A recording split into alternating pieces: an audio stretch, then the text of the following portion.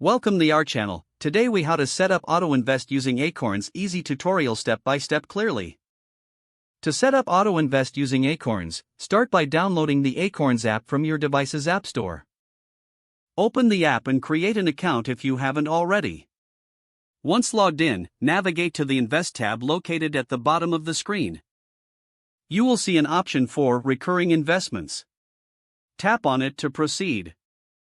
Next, select the frequency of your investments, such as daily, weekly, or monthly. Enter the amount you wish to invest automatically during each cycle. After specifying the amount, review the investment roundup feature if you'd like to include it. This feature allows you to round up purchases to the nearest dollar and invest the spare change. Make sure to link your bank account or a debit card for funding your auto investments. Confirm your selections and set up your funding source.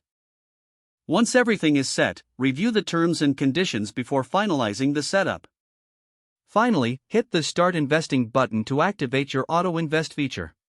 You will receive a confirmation message that your Auto Invest is now live. That's it. You have successfully set up Auto Invest in Acorns. You can always revisit the settings to make adjustments as needed in the future. Enjoy watching your investments grow effortlessly. If the page does not load, refresh the browser or try again in a private or incognito window. Make sure you are using the correct email address, then retype it carefully to avoid small typos.